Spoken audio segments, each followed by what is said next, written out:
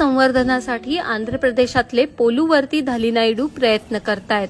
त्यांची हरित विकास फाउंडेशन ही संस्था वारी कुंचुलू प्रकारची पक्ष्यांची घरटी तयार करते। वारी कुंचुलू म्हणजे धान्याची वेणी, यात चिमण्यांच्या खाण्याचीही सोय होते।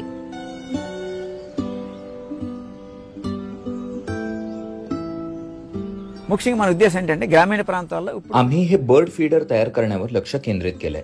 गावातले लोक असे वारी कुंचुलू म्हणजे ही धान्याची झुंबर तयार करण्याची पद्धत साफ विसरून गेलेत। मी शिक्षक होतो तेव्हा एक सुब्बाराव नावाचा माणूस अशी झुंबर तयार करून देवळात लटकवत असे। मला ते पाहूनच आनंद व्हायचा। मग मी त्याच्याकडून हे वारी कुंचुलू कसे तयार करायचे हे शिकून घेतलं। मला असे वेगवेगळे बर्ड फीडर स्वतः बनवून पाहायचे होते। त्या माहितीचा वापर करून मी इतरांना हे तयार करायला शिकवू लागलो। हे बर्ड फीडर्स वाढले तर चिमण्यांची संख्या वाढेल। इतकंच नाही तर मैना, पोपट असे बाकी पक्षी आणि खारुताईंना सुद्धा अन्न मिळेल। हे सगळे प्राणी आपलं जगणं समृद्ध करतात। ఇవన్నీ కూడా జీవవైవిధ్యానికి ఎంతో మేలు చేసే ముఖ్యమైన భూమిక। धालिनायडू हिंदी शिक्षक म्हणून नोकरी करायचे, पण पर्यावरण आणि चिमण्यांच्या संवर्धनाच्या कामातही ते सक्रिय आहेत। निवृत्तीनंतर त्यांनी याच कामाला वाहून घेतलंय।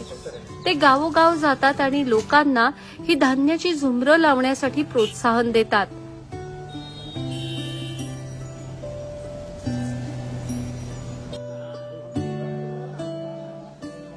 నేను ఇంచుమించులో 9 రకాల మోడల్స్ मी वेगवेगळ्या प्रकारची 9 धान्याची झुंबरं तयार करायला शिकलोय। गेल्या वर्षी मी कोलीमेरू गावातल्या 12 जणांना याचं प्रशिक्षण दिलं।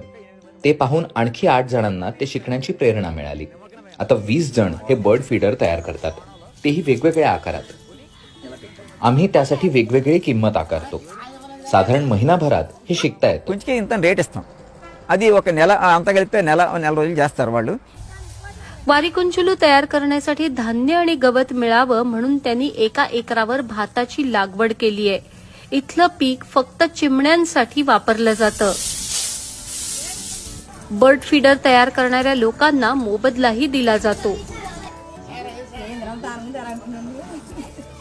బాల్యంలో ప్రతి రామాలయాల్లో కూడా ధాన్య పుంజులు వేలాడ। गावात मंदिरांमध्ये अशी झुंबरं लावण्याची प्रथा होती, त्यामुळे इथे पक्ष्यांचा राबता असायचा। अगदी लाखो पक्षी असायचे। मका, बाजरी आणि इतर पिकांच्या शेतात अनेक पक्षी असायचे। शेतीलाही त्याचा फायदा व्हायचा।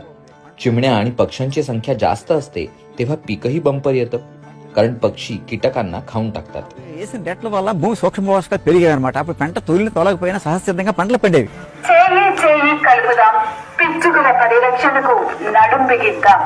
धालिनायडू यांच्या मोहिमेला चांगला प्रतिसाद मिळतोय। जिथे जिथे ही झुंबरं लावली आहेत त्या गावांमध्ये चिमण्यांची संख्या वाढली आहे।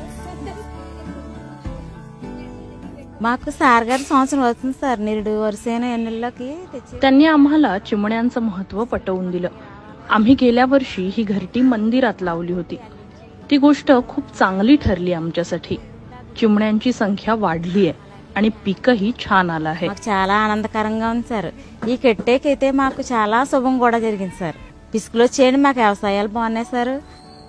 पोलुवर्ती धालिनायडू यांच्या कामाची 2012 सालापासून सरकारनंही दखल घेतली आहे। त्यांच्या हरित विकास फाउंडेशनचं ध्येय चिमण्यांचं संवर्धन हेच आहे। निसर्ग पर्यावरण मंडळाचा स्पेशल रिपोर्ट। प्रवरा न्यूजसाठी पत्रकार विजय बोडखे, प्रवरा परिसर।